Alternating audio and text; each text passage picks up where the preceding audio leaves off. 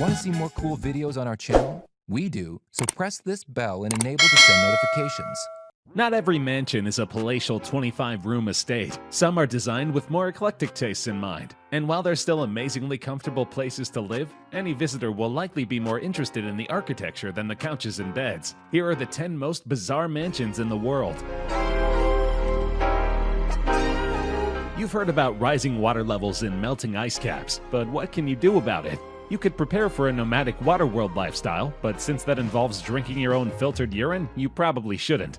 Instead, how about moving into a floating mansion that's powered by the sun? Called Arkup, this giant houseboat is essentially that, a modern-day Noah's Ark designed to protect its inhabitants against the worst and wettest Mother Nature has to offer. It's built on a series of hydraulic pilings that can either dig into the ocean floor or raise the house up above the waves. So if you grew up watching Looney Tunes and wishing Daffy Duck would sell you a push-button home that can rise into the sky, here's your chance. And it will only cost you $5.5 million.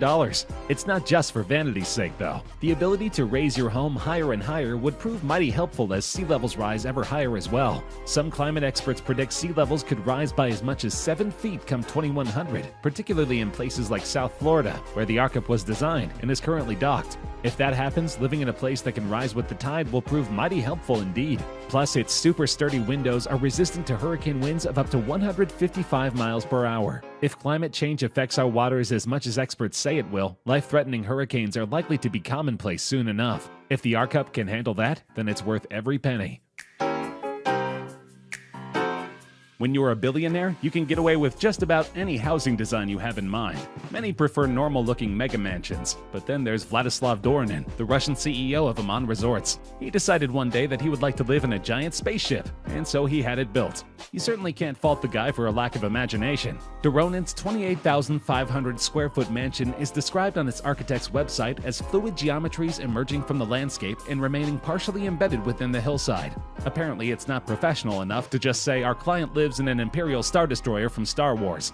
Nevertheless, we're going to say exactly that, because come on, what else could this non-humble abode possibly resemble? The 72-foot-tall lookout tower portion of this mansion simply makes it look even more like the preferred battle vehicle of the dark side. It doesn't sound like Doronin had space in mind. His request to his architect was simply, I want to wake up in the morning and just see blue sky. How the architect got Spaceship out of that when the sky is extremely not blue in space, I don't know, but I'm also super glad he did.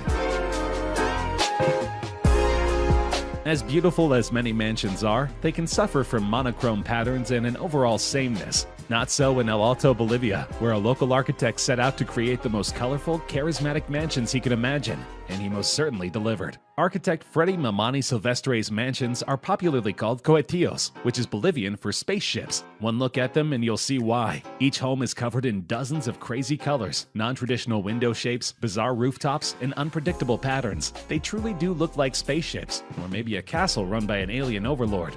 His mansions aren't at all boring on the inside either. Between LED lights, Chinese chandeliers, very geometric motifs, pillars and columns, and more colors than an extra-large box of crayons, every inch of a Silvestre mansion is a feast for your eyes. But he doesn't just design this way for kicks, or because most other buildings in the area look alike. His intention is to introduce indigenous culture into a modern world. The timeless Andean and Tiwanaku styles he uses really stand out against a sea of functional ticky-tack. Silvestre has built over 70 of these spaceships so far, each one completely different from the next, and shows no signs of stopping. So if you live around Bolivia or plan to move there, and have the $300,000 to $600,000 he asks for per place, you too can live in an architectural masterpiece that's truly like no other. You know those creepy supervillain lairs built right into a mountain? The kind where Blofeld would bring James Bond to for torture and unnecessary exhibition? Well, one exists for real, and if you want to see it, you simply need to visit California's Joshua Tree Desert. No license to kill required.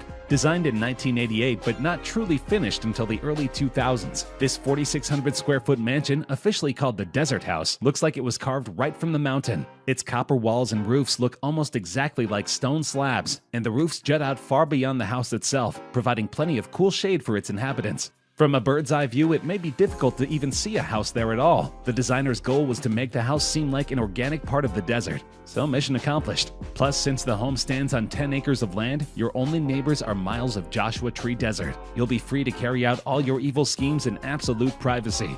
Inside, the home looks just as supervillainy, with foreboding ceilings, crazy spirals, alien-looking chandeliers, and sharp edges seemingly everywhere, even on the chair legs. The designer's website calls the interior warm and intimate, and it probably is once you hang out there. But let's face it, it looks like a place you'd extract top-secret information from your enemy in. Don't expect to move into this place anytime soon, sadly. It was purchased for $3 million in 2014 by a Manhattan beach couple, who, according to the New York Times, wished to preserve it as a work of art. If you want a stylishly evil lair to carry about your stylishly evil schemes, you're just gonna have to build one yourself.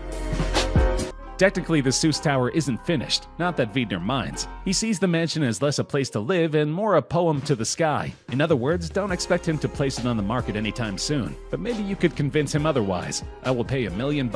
I will pay you all in ducks. Sorry, Seuss rhyming is simply too fun to resist. San Miguel's Steve Rude did just that, building his very own Bat Casa.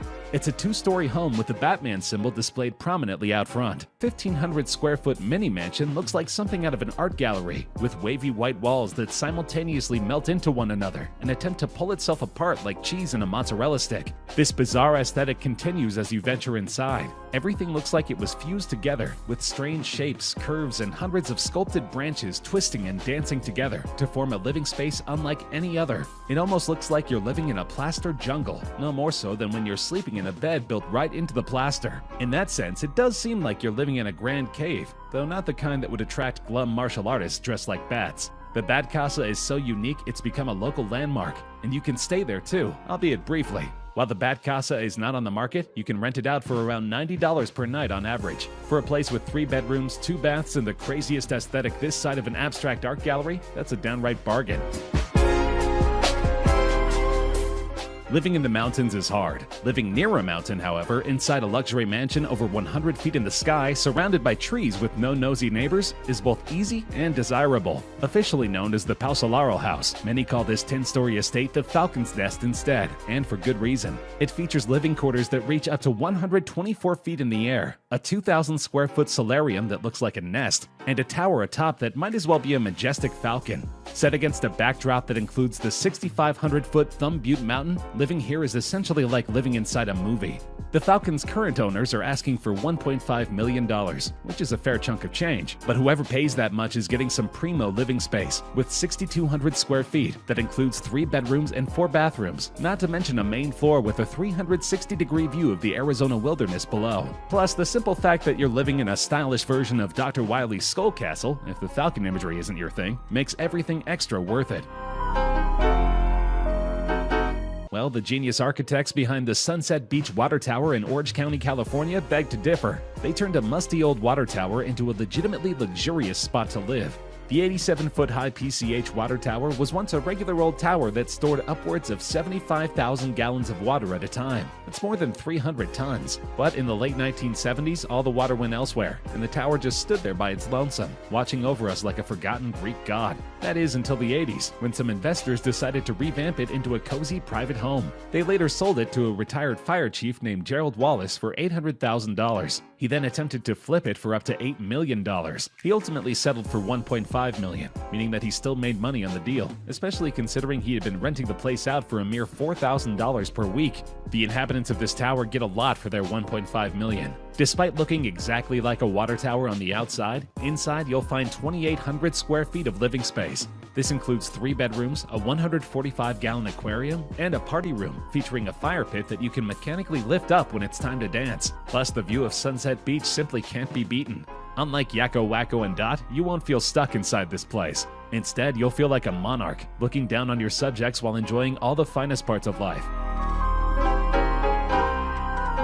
We all know about the traditional multi-floor home setup. Living room and kitchen on the bottom, bedrooms on top. Well, here's a mansion that flips that setup on its head, literally. Located in Beverly Hills, California, this upside-down house features its living quarters on the top floor, placing the bedrooms on the lower level. That's probably a little jarring when you first move in, though it does make sense. After all, if you're so tired that you just have to go to bed now, why would you want to climb a bunch of stairs to get there? That's not the reason this $3.2 million mansion's architects designed their house this way, though. The area they built on contains over 100 oak trees, all of which are federally protected from lumberjacks coming in with their axes and turning them into toothpicks. So to build a multi-floor estate, they had to build one of the floors directly into the hillside. And since the only earth-level floor is entirely see-through, it wouldn't make for a ton of privacy when getting your sleep on. But if you're sleeping in the basement surrounded by protective greenery, you have as much privacy as you need. So while it's not literally an upside-down house like Dracula's castle in Symphony of the Night, it's still mighty bizarre in its own right. Plus, it features no evil vampires, which is always a plus when looking for a comfortable place to lay your head.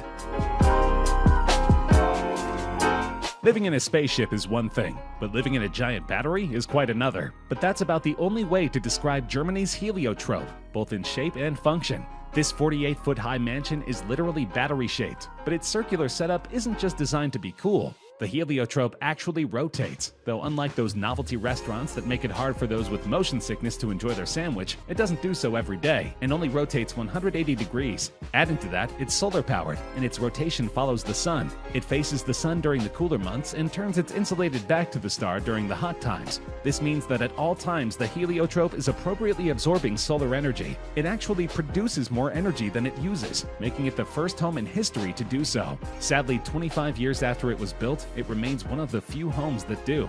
Architect Rolf Dish, who designed the Heliotrope in 1994 and still lives there, leads a luxurious life, as well as an environmentally friendly one. The Heliotrope is huge, with tons of rooms, as well as a garden terrace, viewing deck, and naturally, a sun deck. Hey, who said saving the planet had to be uncomfortable?